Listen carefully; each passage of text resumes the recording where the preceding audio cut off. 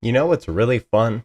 Recording two videos and almost editing one to completion, and then realizing that both of them are terrible and deleting and scrapping and trashing both of them.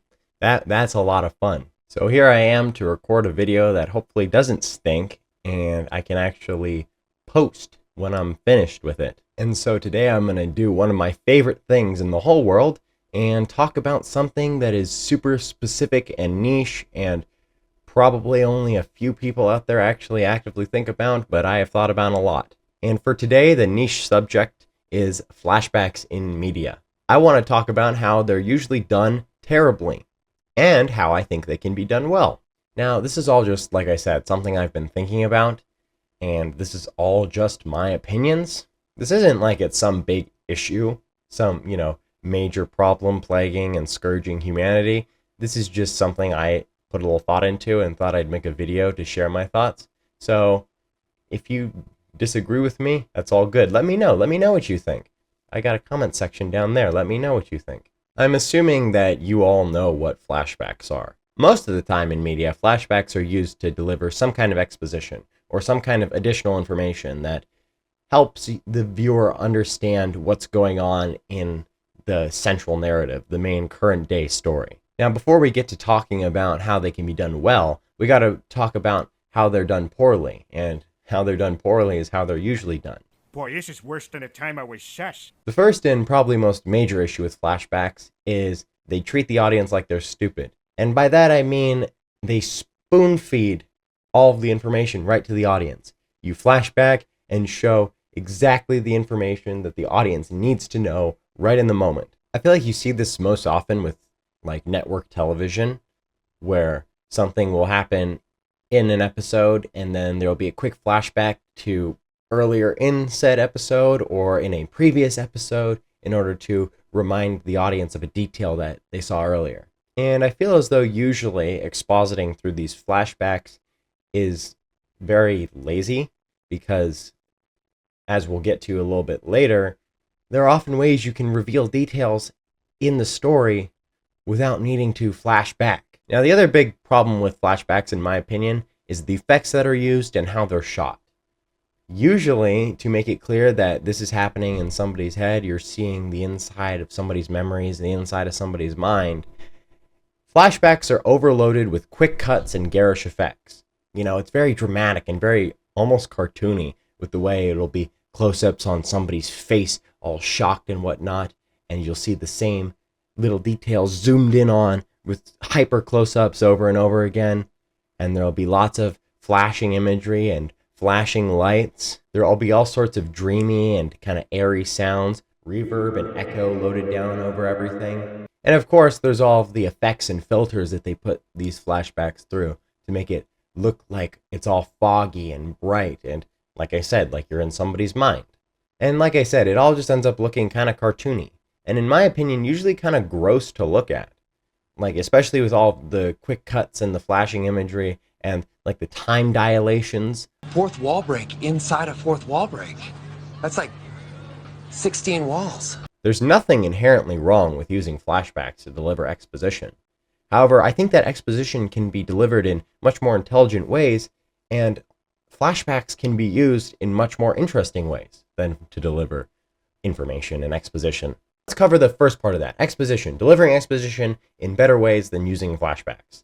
The best way to deliver exposition is through showing. Show, don't tell. That's the golden rule of writing, right? Instead of using flashbacks to remind the audience of what they saw earlier, use shots of the things that they saw earlier so that they remember. Or, if the reason you're using a flashback is because said prior thing is no longer available narratively, use dialogue. I mean, you can always just have a character say the things. You don't need to cut back to the past. You can just have somebody say what they're thinking. And as much as it's usually better to show and not use dialogue to deliver exposition, I think that dialogue is much more fluid and narratively smooth than shooting back into the past. Quick little editor's note here. I forgot to mention this in the main recording. Sometimes you don't even need to deliver exposition on something. oftentimes it's better to just leave a little mystery on what exactly a character's thinking or what their past looks like. Sometimes that's far more compelling than just showing it through a flashback or expositing it through dialogue. Leaving things open and up to interpretation can oftentimes be much better and more interesting than just presenting all of the information the audience could want all on a silver platter. So now that we've talked about the easy part, which is delivering exposition, let's talk about how to use flashbacks well. I think the absolute definitive best way to use flashbacks is if you use them as they are in real life, which is a trauma response. If you didn't know, flashbacks aren't just an invention of narrative.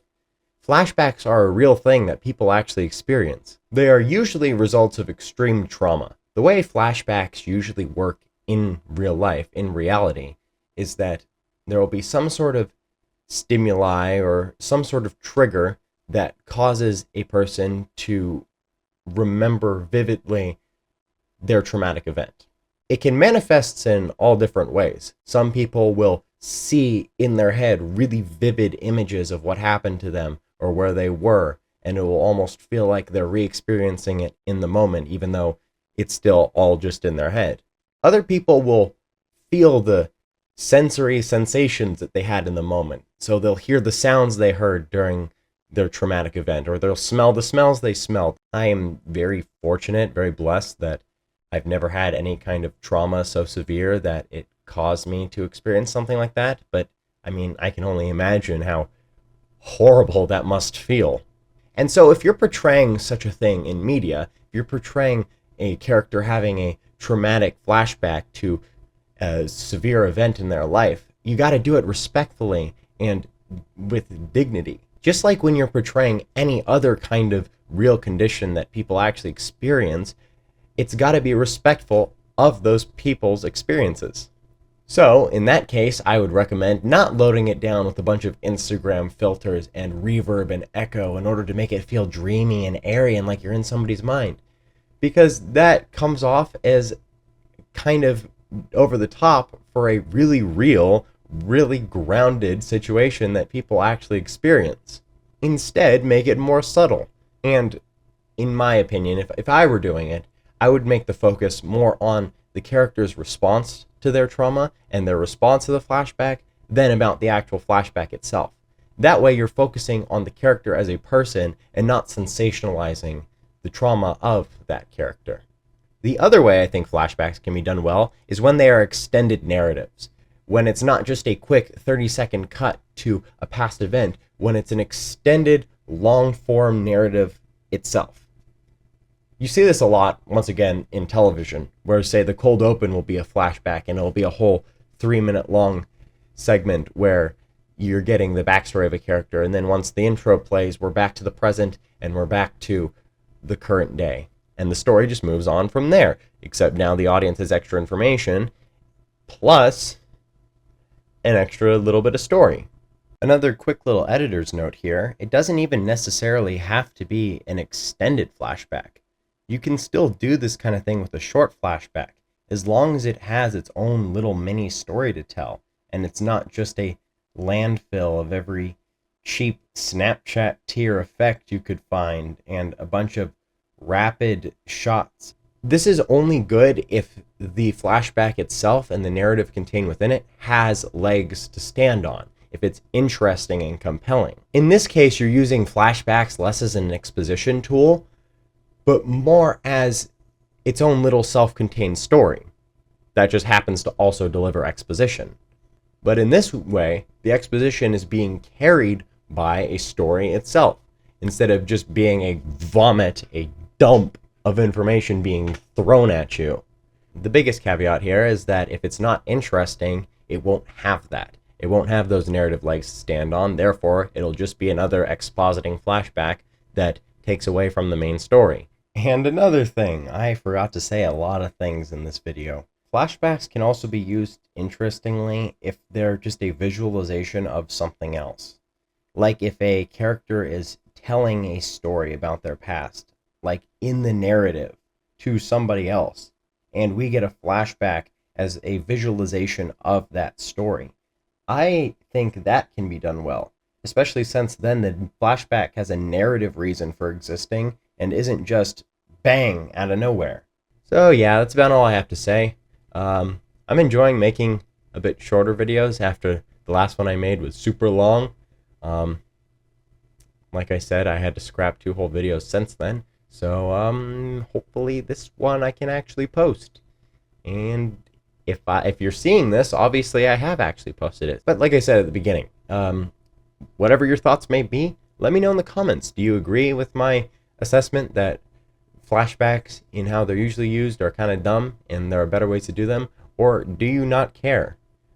Because this is kind of a super specific topic, and I don't know. Or maybe you think that there's a different, better way flashbacks can be used. If you have that opinion, I mean, let me know in the comments. I'd be interested to hear about that. If you enjoyed this video, there are some buttons down below for you to hit, and I will see you all at some point. Take care.